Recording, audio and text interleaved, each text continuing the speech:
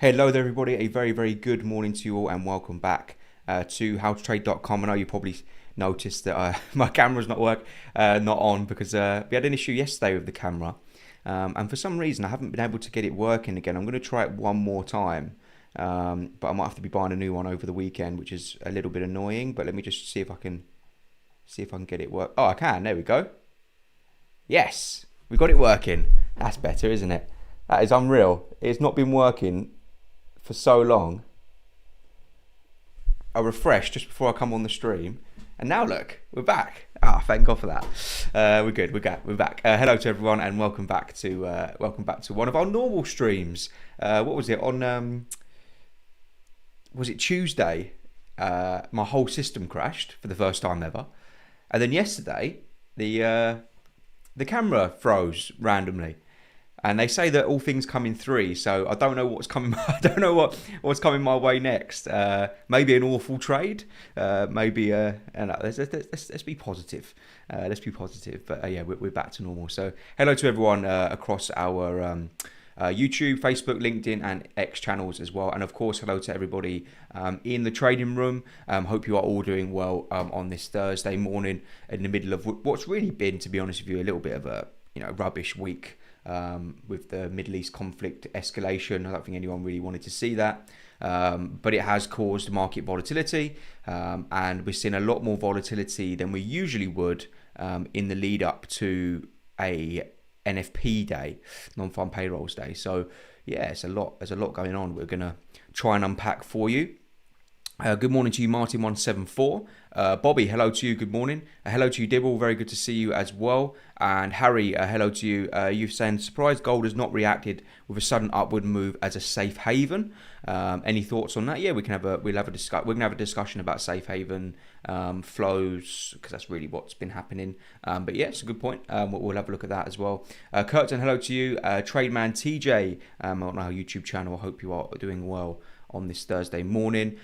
If you look at the streaming schedule, if you're in our trading room and you look at our streaming schedule, which looks a little bit like this, you'll notice this is my final stream of the week, and I'm not here next week either, because I'm on holiday. So Shane is going to be covering non-farm payrolls live tomorrow, 10 minutes before the event, and he's also going to come back on very kindly. He's going to come and do a double stream, and he's going to come back on later on just to see what the fallout from that NFP print is going to be. So thank you to Shane for covering me there, because I was going to be doing NFP live. So yeah, this is my last stream of the week, and so that's why it's titled the preview for tomorrow's NFP. I would normally do a preview for for the NFP in the morning, in the lead up to the event, but I can't because I'm going to be up in the sky. So we're going to be doing it today instead, and you can watch all of our streams again on the past stream section, so I do recommend you check that one out for those of you who want to maybe save this for tomorrow, which is fine. Okay, good stuff. Any other questions, of course, hello to you, Matthew, as well. Good to see you. And Treehawk, very good morning to you. If anyone does have any questions or concerns in the lead up to what to expect for the end of this week, the Middle East stuff, the NFP, the current price action, then drop any questions or concerns you have in the chat room, or whatever chat room you have access to, or send me a direct message whilst I'm on the stream, and I will answer for you whilst we're on the stream, of course. So there's been a bit of market movement today, and that really is down to, in my opinion, it's down to this. I know this is a couple of days ago that we found out that Iran was firing missiles at Israel. This is the story which is going to be constantly updated. Now it's about how Israel will retaliate. They promise that they will, all that sort of stuff. We spoke about it yesterday.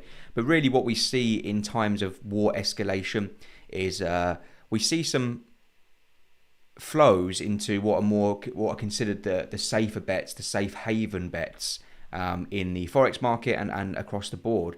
So what you typically see during a time of war escalation is currencies like the dollar would likely rally, and currencies like say for example the more the riskier currencies, the higher beta currencies, like the pound, for example, is quite a good example. The euro, they normally get sold off a little bit against the dollar in that time.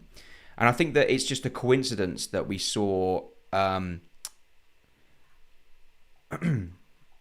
I think it's just a coincidence that we saw such an impressive rally in for example, the pound versus the US dollar over the last few months. That this one is the one that's feeling the safe haven flows the most, that sort of bet the most, because it was so overextended to the top side. And we can see quite a hefty 4-hour close there. In fact, if you look at what I had marked on the pound versus US dollar, this was our bullish leg. This is our current bullish structure, right?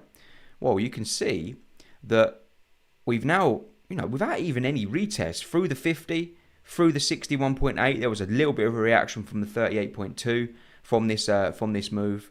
And when I go down onto the 1 hour time frame, I actually had a trade. I had a buy limit set here.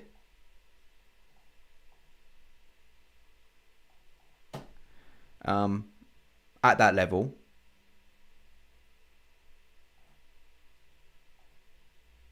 My stop loss, I covered the wick here. I'm just showing you what my trade was because I'm always transparent about how I trade the markets. I got 0.6 to 1 out of it, but that doesn't constitute me moving my stop loss at all or taking any position off the trade. So I did actually take a 1% loss there because I always use 1% on the 1 hour time frame and I use 2% on the 4 hour daily and weekly. So I lost 1% there, but absolutely no problem at all. I would have always taken that trade because we had multiple confluences at that level. And now it looks pretty nailed on that we're going to come and test 1.31. And what's more important to me now is that now we've sort of broken past my key areas within this Fibonacci. I can actually see potentially, are we shaping up for a breakdown below this previous higher low? If that's the case, then we're now going to have, I'll delete that. We would now potentially have a new leg and a new structure to try and trade cable from.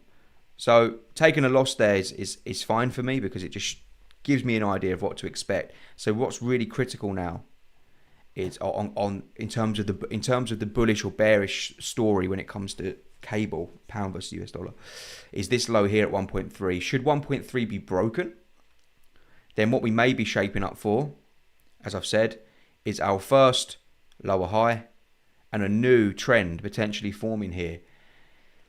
How does that work when the Federal Reserve are cutting rates? Well, did you hear what Powell said this week?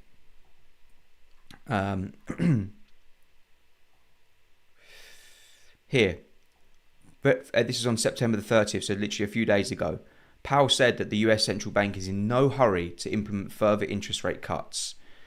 Powell at National Association for Business Economics conference in Nashville said he sees 2 more rate cuts, but totaling 50 basis points as a baseline if the economy continues to perform as expected.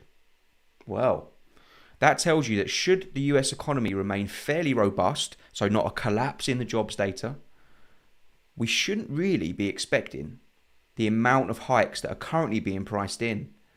That shapes up for an interesting month or end to the year for the US dollar. We could be shaping up for a bit of a dollar bull run. In that whole scenario, you think the Middle East conflict, you think the market's overpricing interest rate cuts. And then the third one, which is the one which is still out, the jury's out for it, is this jobs data and this economic data. And that gives us a perfect full circle all the way round to Friday the 4th of October, which is tomorrow, and with our average, our non-farm payrolls day, which the importance of should not be underestimated by anyone. Even if you don't like fundamentals and you can't stand them, just tune into tomorrow's non-farm payrolls because it's so important. It's absolutely critical for the direction of these, particularly these US markets. And that's the ones that we all trade, let's be honest. Gibson, hello. Yeah, let's be positive. I fully agree with you, Gibson. I've got my fingers crossed that hopefully, you have that situation sometimes where things have to get worse before they get better. Is that the story? Is that it getting worse before it gets better? Will there be, with other people getting involved? The UK, the US. Can there be some sort of political solution. Hopefully, fingers crossed, we can have that. Dillaby, good morning to you. I hope you are doing well, and thank you very much for the message. Oh, sorry, and to answer, Harry, your question in the room, and you're talking about why did the dollar not get a safe haven bid? Well, you see, it actually did. It did get a safe haven bid, which is this is when that news come out on the 1st of October. You can see we did get an initial bid in gold, and we've retraced somewhat back down towards the beginning of that. Well, what you have to say, and it's not the only factor affecting gold. The safe haven stuff with the pound made sense because the pound was trading so bullishly over the last few months that it had technical support in it as well. Well, the gold market isn't oversold, is it? It's probably the opposite. It's probably overbought. It's in such a fantastic bull run that there just isn't no value there at the moment in the gold market, buying it at the highs that it is at the moment. So although I think that the safe haven story is a positive thing for gold, definitely, what we have to be mindful of is that we have already come quite far. Excuse me. Sorry. We have already come quite far in this gold market, and it may be a situation where that reaction might be slightly delayed, and we may see a little bit of a sell-off first, which, I've said this before. I'm holding out for this 2,600 level because I've got multiple confluences stacking up there.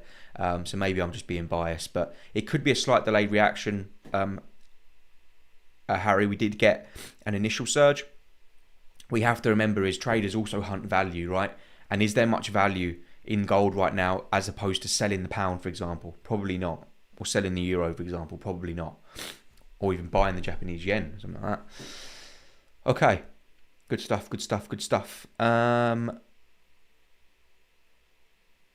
Right. Okay, that's where we were. Sorry, I got slightly sidetracked there. Hopefully that answers your question, Harry.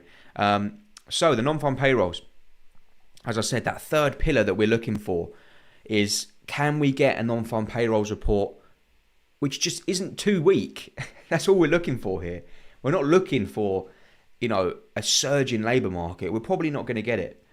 But if we get a non-farm payrolls report which looks roughly around where it's estimated, and that is a non-farm employment change figure of about 140 to 160k, with an unemployment rate which isn't ticking higher, with average hourly earnings which aren't ticking too much lower, then I think that will be enough to sort of fuel that soft landing narrative, and as a result, help the dollar continue to stage that recovery. And I don't think that's going to do too much to the stock market.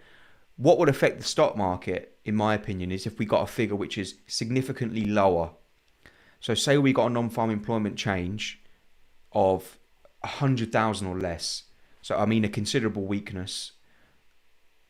Then we could potentially say, right, that sort of counteracts those other 2 points. It counteracts Powell's comments. It counteracts the safe haven flow story. And we may get a very choppy market in that situation. We would probably then see fear and panic enter the markets. And I think that the risk here to a weaker NFP report is not weaker dollar, it's weaker stock market. So there's two situations that I want to play tomorrow. Or if I wasn't up in the sky, I would play this.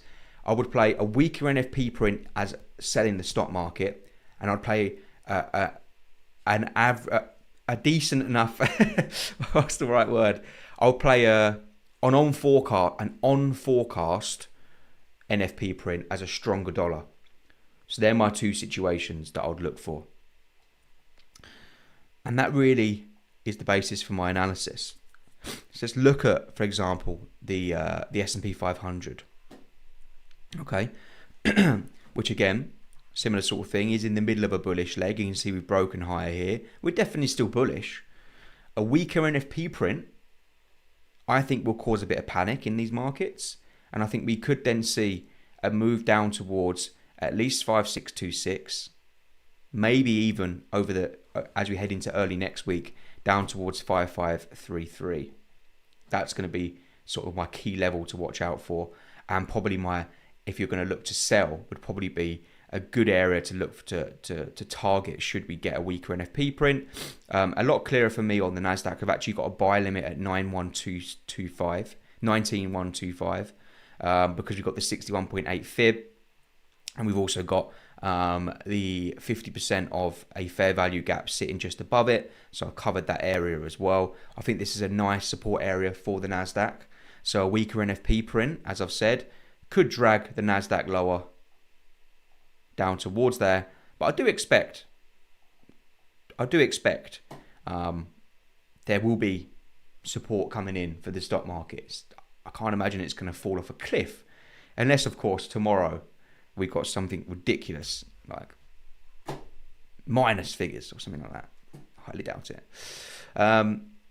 So that would be how I play the stock market. So as you can probably tell, similar with the Dow Jones, which is holding up a lot stronger than the Nasdaq and the S&P. That's particularly the Nasdaq. Bullish order block here, which sits at the 38.2. Good support area for me. Could see myself being tagged into that should we get a weaker NFP print tomorrow. Should we get a decent enough NFP print, we're probably just going to look for this to be a consolidation period. We might even see another run at the all-time highs. But we are in very vulnerable times, I must say, with obviously the conflict in the Middle East and the potential of a recession, and then the Federal Reserve needing to cut further, which won't be positive for the stock market. Okay, right. So let me just quickly show.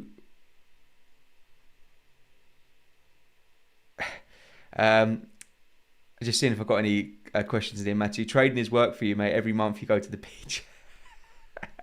Happy to have you as a mentor. Wish you a lovely holiday. Thank you very much, Matthew. I appreciate that. I have been away. I've been very lucky this year, to be fair. I've been away, but you'll be glad to know that I have no more annual leave left after this one. So I will be here all the way throughout the rest. After that next week, I will be here all the way through to the end of the year. I won't be disappearing off anywhere else. So good stuff, right? Yeah, Dilly, but I've had a cold. I've had a cold for like 2 weeks. I'm literally right at the end of it now. I'm sorry if that's really annoying on the stream, which is annoying.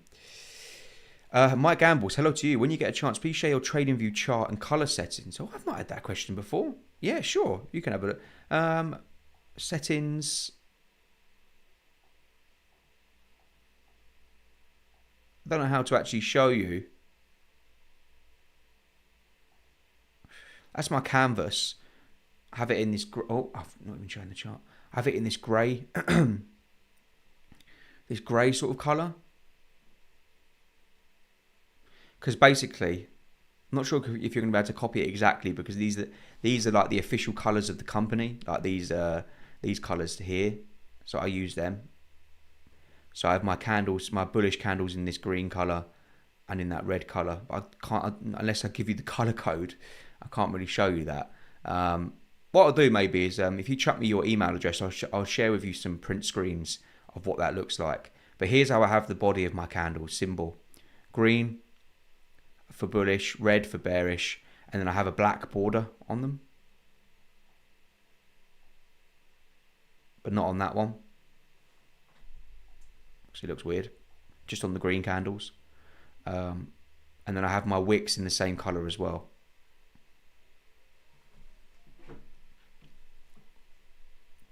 Okay. Another quick market we want to talk about, this, by the way, this is coming towards the end of the stream, and obviously I'm not going to be here tomorrow. Should anyone have any question, obviously I'm not going to be trading either, because I'll be in the sky. Should anyone have any questions, now's the time to ask them in the lead up to tomorrow, and I'll be able to answer them for you.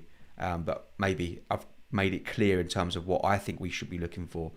Now, something that we need to be mindful of here is the volatility index. The volatility index is now up at 20, and you can see it's getting bids and it's finding support around 15 to 16. What does volatility actually mean? Well, typically what you'll notice is as volatility rises, the stock market will fall. Okay, so that's something we need to bear in mind. And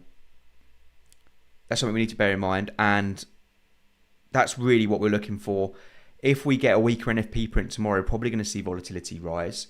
But should that NFP report come in sort of around the estimate or sort of near the forecast, slightly higher even, then we could see volatility come back down towards the end of the week. Especially, and as I've said, it's such an ongoing story, but we need to keep on top of what's happening over in the Middle East as well.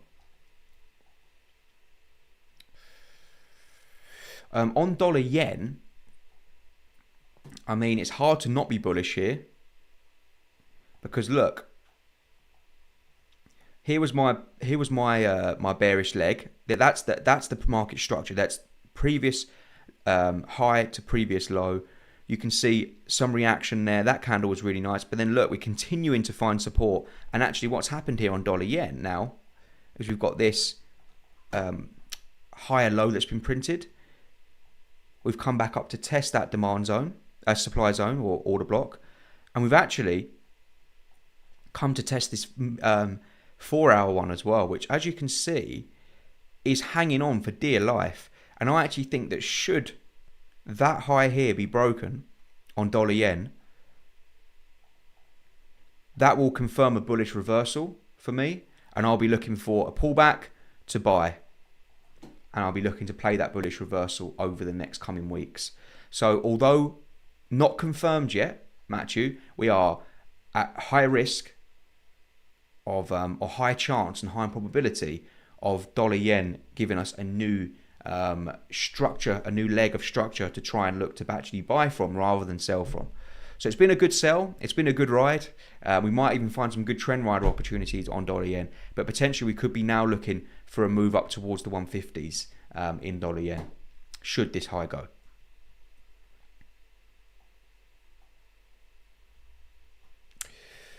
Okay.